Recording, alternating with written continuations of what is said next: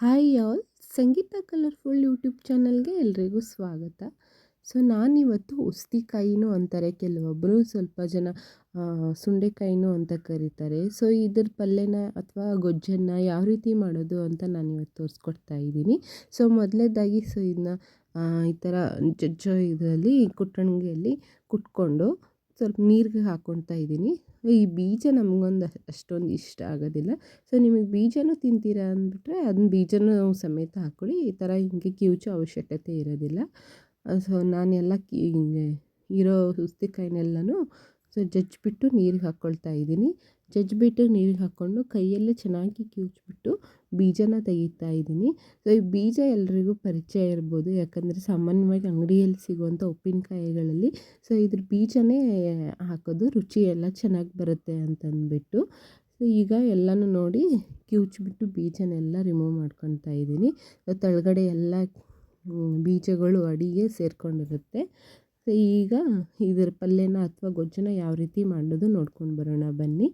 ಈಗ ನಾನು ಒಂದು ಪಾತ್ರೆ ಇಟ್ಕೊಂಡಿದ್ದೀನಿ. ಅದಕ್ಕೆ ಬೇಕಾಗುವಷ್ಟು ಎಣ್ಣೆ, ಸ್ವಲ್ಪ ನಾನು ಇದಕ್ಕೆ ಜಾಸ್ತಿನೇ ಹಾಕ್ಕೊತಾ ಇದ್ದೀನಿ ಎಣ್ಣೆನ. ಜಾಸ್ತಿ ಎಣ್ಣೆ ಹಾಕ್ಕೊಂಡ್ರೆ ರುಚಿ ಸ್ವಲ್ಪ ಚೆನ್ನಾಗಿ ಬರುತ್ತೆ.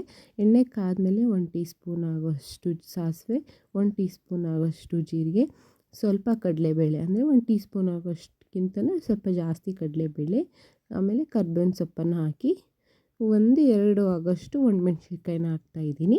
ಅದಾದಮೇಲೆ ಸ್ವಲ್ಪ ಇಂಗನ್ನು ಹಾಕ್ತಾಯಿದ್ದೀನಿ. ಇಂಗನ್ನು ನಾವು ಸಾಮಾನ್ಯವಾಗಿ ಎಲ್ಲ ಅಡುಗೆಗಳಿಗೂ ಒಗ್ಗರಣೆ ಕೊಡುವಂಥ ಅಡುಗೆಗಳಿಗೆ ಯೂಸ್ ಮಾಡ್ತೀವಿ. ಅದಾದಮೇಲೆ ಒಂದು ಈರುಳ್ಳಿನ ಹೆಚ್ಚಿಬಿಟ್ಟು ಹಾಕ್ಕೊತಾ ಇದ್ದೀನಿ.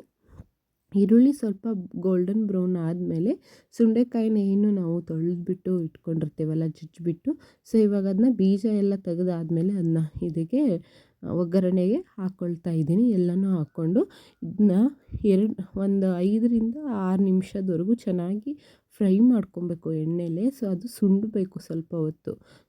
ಅದಾದಮೇಲೆ ಅದಕ್ಕೆ ಒಂದು ದೊಡ್ಡ ಹುಳಿ ಗಾತ್ರದಷ್ಟು ಟೊಮೊಟೊ ಹಣ್ಣನ್ನ ನಾನು ಆ್ಯಡ್ ಮಾಡ್ಕೊಳ್ತಾ ಇದ್ದೀನಿ. ನಿಮ್ಗೆ ಚಿಕ್ಕದಿದ್ದರೆ 2 ಹಾಕ್ಕೊಳ್ಳಿ, ನಂಗೆ ದೊಡ್ಡದಿರೋದ್ರಿಂದ ಒಂದೇ ಹಾಕ್ಕೊಳ್ತಾ ಇದ್ದೀನಿ. ಸೊ ಇದಕ್ಕೆ ಹುಳಿ, ಉಪ್ಪು, ಖಾರ ಸ್ವಲ್ಪ ಜಾಸ್ತಿ ಇದ್ದರೆ ತಿನ್ನೋಕ್ಕೆ ಚೆನ್ನಾಗಿರುತ್ತೆ. ಸೊ ಅದಕ್ಕೋಸ್ಕರನೇ ನಾನು ದೊಡ್ಡದು ಒಂದು ಹುಳಿ ಟೊಮೊಟೊನ ಹಾಕ್ಕೊಂಡು ಅದು ಸ್ವಲ್ಪ ಟೊಮೊಟೊನ ಮೆತ್ತಗಾಗೋ ಥರ, ಅಂದರೆ ಸಾಫ್ಟ್ ಆಗೋ ಥರನೂ ಚೆನ್ನಾಗಿ ಫ್ರೈ ಮಾಡಿಕೊಂಡು, ಇವಾಗ ಸ್ವಲ್ಪ ರುಚಿಗೆ ತಕ್ಕಷ್ಟು ಉಪ್ಪು ಮತ್ತು ಕಾಯಿ ಮುಳುಗುವಷ್ಟು ನೀರನ್ನ ಹಾಕಿಬಿಟ್ಟು ಲಿಡ್ನ ಕ್ಲೋಸ್ ಮಾಡಿ 2-3 ನಿಮಿಷ ಅಷ್ಟೇ ಬೇಯಿಸ್ಕೊತೀನಿ. ಅಷ್ಟರಲ್ಲಿ ನಾನಿವಾಗ ಒಂದು ಮಸಾಲೆ ರೆಡಿ ಮಾಡ್ಕೊತಾ ಇದ್ದೀನಿ. 1 ಟೀ ಸ್ಪೂನಷ್ಟು ಜೀರಿಗೆನ ನಾನು ಮಿಕ್ಸಿ ಜಾರಿಗೆ ಹಾಕ್ಕೊಂಡು, ಸೊ 1 ಗೆಡ್ಡೆ ಆಗೋಷ್ಟು ಈರುಳ್ಳಿ, ಅರ್ಧ ಗೆಡ್ಡೆ ಆಗೋಷ್ಟು ಬೆಳ್ಳುಳ್ಳಿನೂ, ಒಂದು ಹಿಡಿಗಿಂತ ಅರ್ಧ ಹಿಡಿಯಷ್ಟು ಕಾಯಿನ ಹಾಕ್ಕೊಂಡು ರುಬ್ಕೊಂಡು ಇಟ್ಕೊತಾ ಇದ್ದೀನಿ. ಸೊ ಇವಾಗ ಈ ಬೇಯ್ತಾ ಇರುತ್ತಲ್ವ ಸುಂಡೆಕಾಯಿ, ಸೊ ಅದಕ್ಕೆ ಒಂದು ಸ್ವಲ್ಪ ಹುಣಸೆ ಹಣ್ಣಿನ ರಸನ ಹಾಕ್ಕೊತಾ ಇದ್ದೀನಿ. ಹುಣಸೆ ಹಣ್ಣಿನ ರಸ ಹಾಕ್ಕೊಂಡು ಇವಾಗ ಮಿಕ್ಸಿಯಲ್ಲಿ ಬಿಟ್ಕೊಂಡಿರ್ತೀವಲ್ವ ಮಸಾಲೆನ, ಕಾಯಿ, ಜೀರಿಗೆ ಹಾಗೂ ಈರುಳ್ಳಿ ಮತ್ತು ಬೆಳ್ಳುಳ್ಳಿನ, ಸೊ ಅದನ್ನ ಆ್ಯಡ್ ಮಾಡ್ಕೊತಾ ಇದ್ದೀನಿ. ಆ್ಯಡ್ ಮಾಡಿಕೊಂಡು ಚೆನ್ನಾಗಿ ಎಲ್ಲ ಕಡೆನೂ ಮಿಕ್ಸ್ ಆಗೋ ಥರ ಚೆನ್ನಾಗಿ ಕಲಿಸ್ತಾ ಇದ್ದೀನಿ.